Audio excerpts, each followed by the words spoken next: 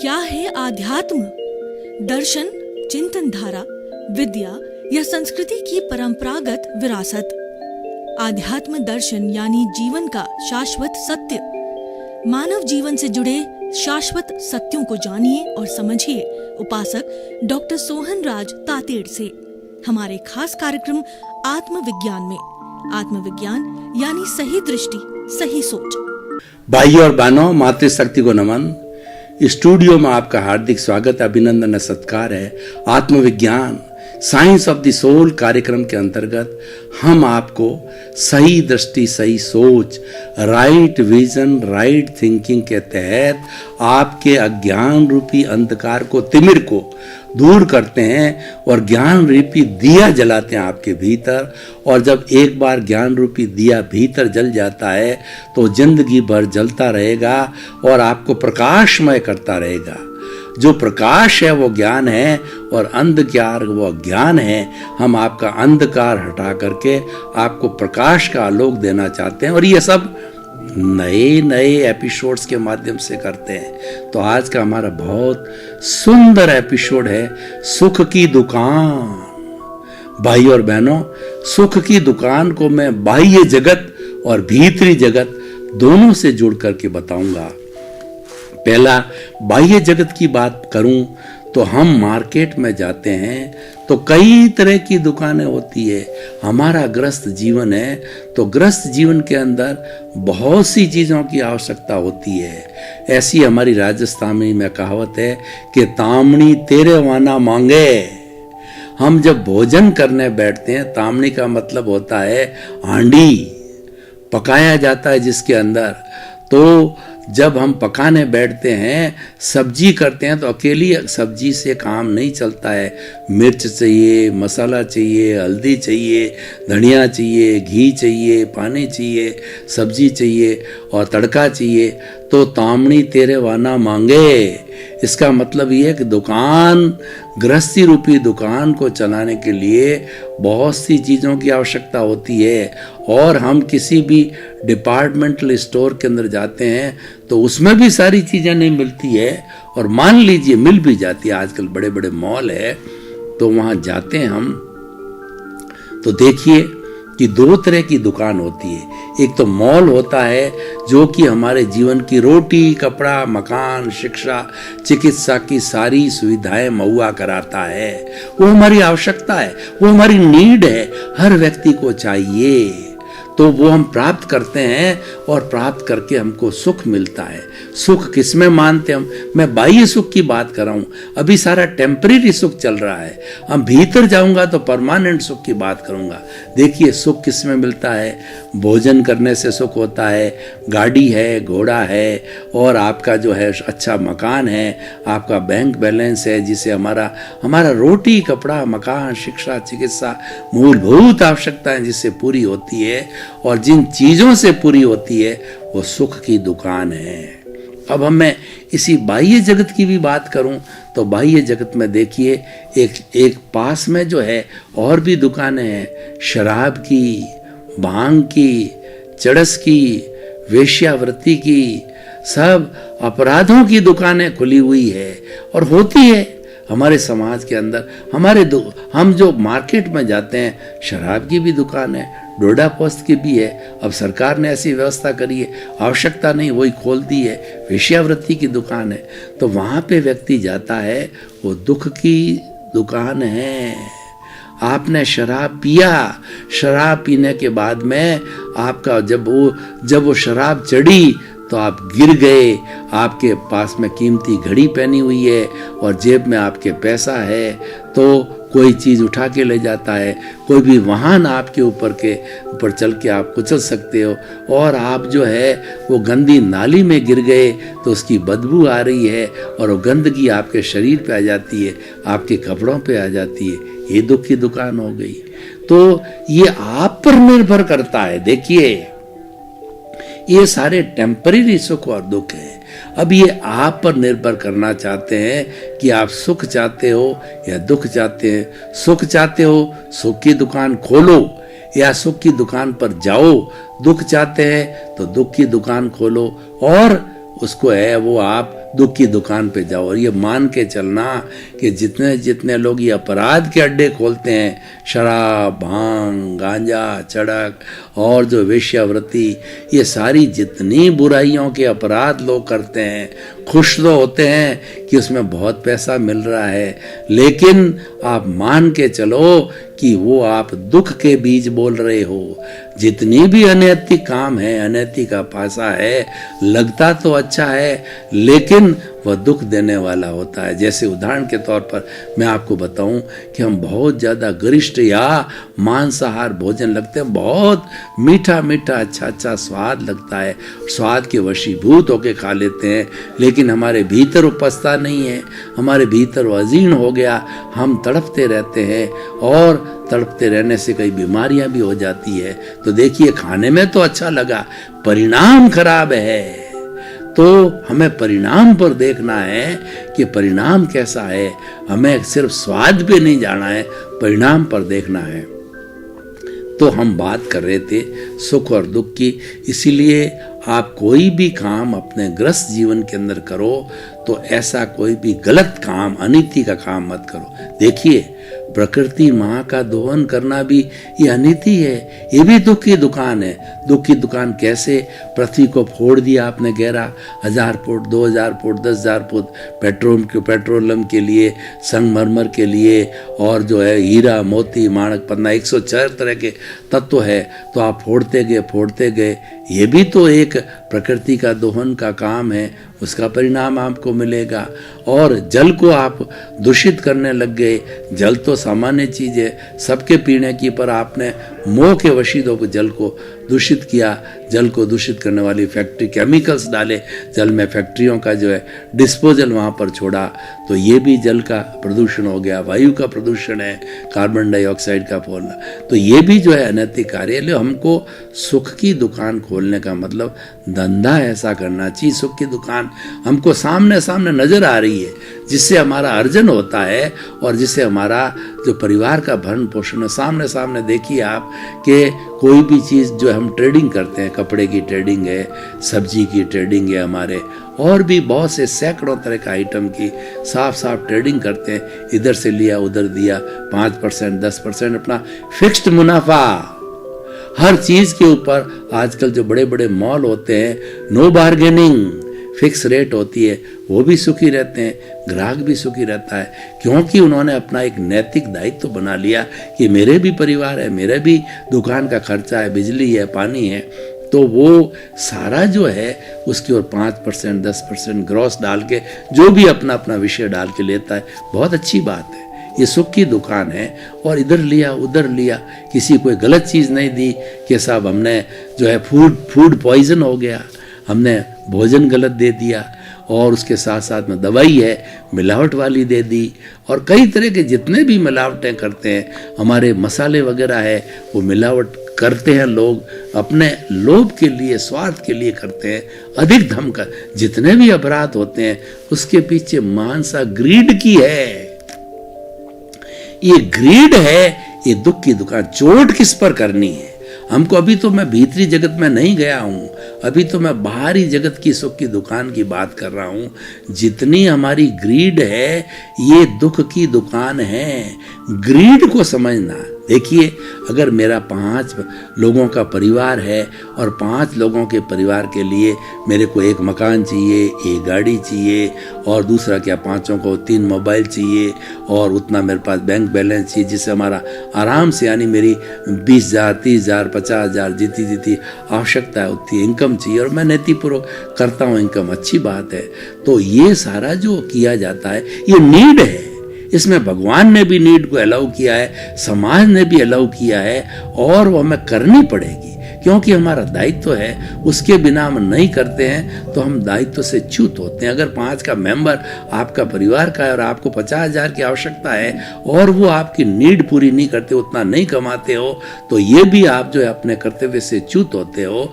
ये भी आपका अच्छा कार्य नहीं है, ये भी एक दुख की दुकान है, आपको नहीं करनी चाहिए। और भरण पोषण हो उतना सुख की दुकान है। अब मैं ग्रीड पे आता हूँ। आपको चाहिए एक मकान, आपने 10 मकान खड़े कर दिए, और आपको जो है वो आपने भोजन का संग्रह कर दिया। धन आपको नहीं चाहिए, करोड़, 10 करोड़, 5 करोड़, 20 करोड़ जो है आपने इकट्ठे कर लिए बैंक के अंदर इन्वेस्टमेंट करके, इधर उधर करके। तो ये सारी ग्रीड है। ये आपने इसीलिए करी है कि लोग मेरी मान्यता माने, समाज वाले लोग माने कि ये कुबेरपति है, ये धनवान है, ये अरबपति है। वो झूठे मोह के कारण जो है आपने ये कार्य किया। ये दुख की दुकान है। इसके परिणाम आपको आने वाले समय में भोगने पड़ेंगे, क्योंकि इतना जब शोषण किया जाता है उसमें अनीति अवश्य होती है, और उसके अंदर किसी व्यक्ति की हाय अवश्य लगती है। किसी व्यक्ति को दुख दे करके ही इतना एक्स्ट्रा अर्जित किया जा सकता है। तो मूल फोकस क्या है? किसी भी प्राणी को, 84 लाख का कोई भी प्राणी है, उसको दुख पहुंचता है, तो ये दुख पहुंचने का जो कारण है, ये सबसे बड़ा जो है वो भुगतने का कारण है। और यही परिणाम, यही हमको यही घुमाने वाला है, और यही सबसे बड़ा ज्ञान है। और ये जो स्थिति आश्रव की, किसी को दुख देना है प्राणी मात्र को, ये आश्रव की स्थिति है। ये हमें नहीं कहना चाहिए। छोटे छोटे प्राणियों को कुचल देना, उनको मार देना, और दूसरा उनका दोहन करना, और पानी वगैरह इनका सबको दूषित करना, ये क्या है कि सारा जो है ये पाप का कार्य होता है। तो भाई और बहनों, ये सुख और दुख की दुकान मैंने व्यवहारिक जगत में बताई, पर ये सारा सुख और दुख टेम्परेरी है। ये आता है और जाता है। हर संजोग के साथ वियोग जुड़ा हुआ होता है। प्रकृति का नियम है कि हम जन्मे हैं तो हमारी मृत्यु निश्चित है। हर आने वाला व्यक्ति अपनी रिटर्न टिकट लेके आता है। जन्मने वाला व्यक्ति एक दिन मृत्यु अवश्य होती है। अगर हम मान लेते हैं कि ये व्यक्ति आज जन्मा है, मेरी पत्नी हो चाहे बेटा हो, और ये मेरे साथ में जीवन भर रहेगा, तो ये गलत सोच है और ये अज्ञान है। और हमको मानना चाहिए कि ये आत्मा अलग है, मैं आत्मा अलग हूँ। उसको निर्दोष आत्मा के रूप में देखो।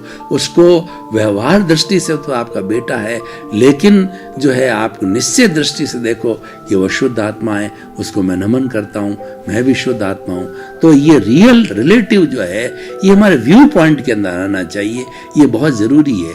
अब भाई और बहनों, हम भीतर जगत में जाते हैं। अब हम शाश्वत सुख की बात करते हैं।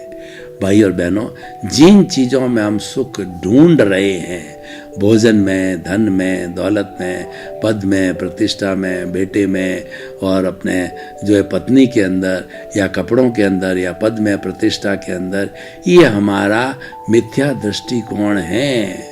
वह तो टेम्परेरी सुख है, क्षणिक सुख है। लेकिन आपको परमानेंट शाश्वत सुख चाहिए तो आप भीतर जगत में जाकर के शाश्वत सुख कहाँ पर उसको ढूंढिए। जो सुख की परमानेंट सुख, टेम्परेरी सुख की दुकान तो मैंने सब बाहरी जगत में बता दी। अब परमानेंट सुख की दुकान में बताता हूँ, वो आत्मा के स्वभाव में है।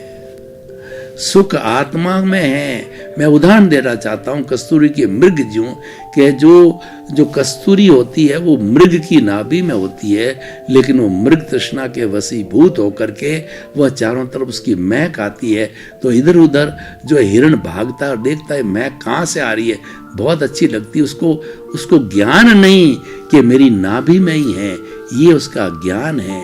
इसीलिए उसको मृग मरीचिका कहा है, मृग तृष्णा कहा है। और वो सारा हम जीवन मृग तृष्णा का जीवन जी रहे हैं, अज्ञान का जीवन जी रहे हैं, हम मिथ्या दृष्टिकोण का जीवन जी रहे हैं कि सुख जिसमें है ही नहीं उसमें हम सुख ढूंढ रहे हैं। तो वो असली सुख जो है हमारे स्वभाव में है। क्योंकि आत्मा का स्वभाव क्या है ये जानो। हम चेतन तत्व है, और बाकी इस चेतन के अलावा ये जो शरीर है ये जड़ तत्व है।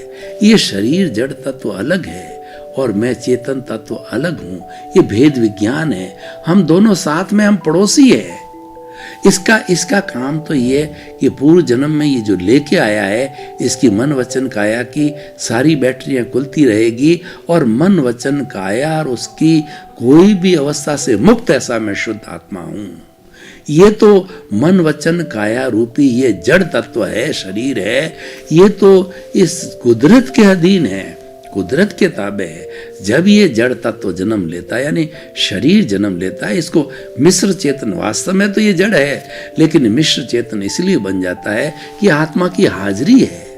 आत्मा की हाजिरी के अंदर इसका हर एक अवयव, एक एक जो कोशिका है पावर हाउस बन जाती है, एक एक कोशिका जो है मिश्र चेतन बन जाती है और चेतन जैसा वो एक्टिविटी करती है। लेकिन इसको अगर पहचान ना हो कि वास्तव में जड़ कैसे है, तो आप परीक्षा कर सकते हो। कोई व्यक्ति लास्ट डेथ बेड पे होता है तो उसकी डेथ होने के पहले पहले वो सारी एक्टिविटीज करता है, वो मिश्र चेतन की आती, बोलता है, बात करता है, सिर हिलाता है, आंखें टिमटिमाता है। और जब चेतन निकल जाता है, जब भीतर बैठा प्रभु उससे अलग हो जाता है, राम नाम शत हो जाता है, हंसा उड़ जाता है, तो फिर पीछे तो उसके सिर्फ जो है अंतराल, जब डॉक्टर डिक्लेयर करे नाउ इट इज डेड, उस क्षण को पकड़ो तो आपको लगेगा कि ये तो जड़ हो गया। अब वो फिर उसको हमारे अपने समाज के लोग आते हैं, ले जाओ देरी हो रही है, और इसका खून है पानी बन गया है, और इसके अंदर जो कीड़े लग रहे हैं, मकोड़े लगते हैं, उस जड़ को जलाया जाए। अब ये इसका बहुत बड़ा सटीक उदाहरण है। अगर हमें चेतन और जड़ के भेद को समझना है तो ये हमेशा ध्यान में रखिए कि वो अवस्था को जरूर, जब डॉक्टर कहता है नाउ इट इज डेड, उस अवस्था को पकड़िए। एक डॉक्टर ने बोला नहीं है नाउ इट इज डेड, जो है वो सारा उसका इलाज चल रहा है, वो हिल रहा है, डुल रहा है, कोमा वाला भी है, तो वो भी क्या, अभी वो जो है वो मिश्र चेतन की अवस्था में है। और जब ये अलग हो गया, यानी आत्मा जब अंतराल गति में चली जाती है, आत्मा देखिए, आत्मा तो अक्रिया है, आत्मा कुछ नहीं करती है। आत्मा तो अपने स्वभाव में ज्ञाता दृष्टा भाव में रहती है। वो तो अनंत ज्ञान वाला है, वो तो अनंत दर्शन वाला है, वो अनंत शक्ति वाला, अनंत सुख का धाम है, परमानेंट सुख की दुकान है। वो केवल आत्मा में है और कहीं पर भी नहीं है। वो उसका गुण है और वो आनंद उसका गुण है, वो आनंद है, वो परमानेंट सुख है और परमानेंट सुख की दुकान है, जो मैं आपको, मेरा विषय है, मैं ये कहना चाहता हूँ कि परमानेंट सुख की दुकान है, वो आनंद है, वो भीतर है, वो आत्मा के स्वभाव के अंदर है। तो हम ये बात कर रहे थे कि उसको प्राप्त कैसे करें। हम जो आनंद को प्राप्त करने के लिए समझ को खुला करना है, इसके लिए कोई हथौड़े नहीं चलाने हैं, कोई अभ्यास नहीं करना है, केवल समझ को सही करना। समझ ही दर्शन है, समझ ही प्रतीति है, और समझ ही जो है हमारा कहना चाहिए ज्ञान है। तो जब ये समझ कैसे क्लियर होनी चाहिए, वो समझने की बहुत बड़ी बात होता है, वो आत्मज्ञानी करवाते हैं। आत्मज्ञानी हमारे को समझ दे देते हैं, हमारे को दृष्टि दे देते हैं और दृष्टि परिवर्तन कर देते हैं। वो उस दृष्टि परिवर्तन से जो है हम निर्णायक अवस्था के अंदर पहुंच जाते हैं। देखिए, वो समझ क्या क्लियर करनी है, वो समझ क्या है, भेद विज्ञान करो। शरीर जड़ है, मैं आत्मा हूं और मैं आत्मा चेतन तत्व हूं। चेतन कभी भी जड़ नहीं हो सकता, जड़ कभी भी चेतन नहीं हो सकता। दोनों मिले हुए हैं, इसलिए मिश्र चेतन बन गया है। और जब दोनों अलग हो जाएंगे तब जाकर के मिश्र चेतन मिट करके प्योर जड़ की अवस्था में आ जाएगा। तो हम इस सुख की, परमानेंट सुख की दुकान को समझ से ही इसको कर सकते हैं। समझ ही दर्शन है, समझ ही सम्यक दर्शन है, और समझ ही 5 आज्ञा है, और समझ ही मोक्ष का रास्ता है। जब आपकी समझ सही हो गई, इसका मतलब आपका राइट विजन हो गया, आपकी राइट थिंकिंग हो गई, आपको सही राजपथ मिल गया, तो निश्चित रूप से आप गंतव्य को प्राप्त करोगे। तो समझ को खुला करो, समझ की प्राप्ति करो। और समझ की प्राप्ति ये है कि दोनों को अलग अलग समझो। दोनों हम पड़ोसी हैं, ये जड़ है, मैं चेतन हूँ। चेतन कभी जड़ नहीं हो सकता, जड़ कभी भी चेतन नहीं हो सकता। ये तो पीछे से लेके आया है, इसका भुगतान चल रहा है, जीवन भर चलता रहेगा, और ये प्रकृति के ताबे है। ये कुदरत और कुदरती रचना और कुदरत के कानून के तहत चल रहा है। भाई और बहनों, आपका बहुत बहुत धन्यवाद। आप आत्मविज्ञान कार्यक्रम देखते रहिए। आत्मविज्ञान कार्यक्रम प्योर सत्संग है। अपने स्वभाव की सत्संग है, अपने स्वरूप की सत्संग है, अपने सेल्फ रियलाइजेशन की सत्संग है, अपने गंतव्य की स्वतंत्र है, तो आप उसको जरूर देखते रहिए। आपकी सारी जिज्ञासाएं जो आ रही है, उन जिज्ञासाओं के अनुरूप ही हम एपिसोड बना रहे हैं। तो आपकी जो भी जिज्ञासा हो, हमारे इस पर्दे के पीछे ईमेल और हमारा मोबाइल ऐप, हमारी वेबसाइट पे तीनों ही तरीके से हमारे तक पहुंचेगी और हम जिज्ञासा के समाधान के लिए नए नए एपिसोड आपके सामने लाते रहेंगे। आपके प्रति शुभ भावना, मंगल का। आत्मविज्ञान में आत्मविज्ञान यानी सही दृष्टि, सही सोच।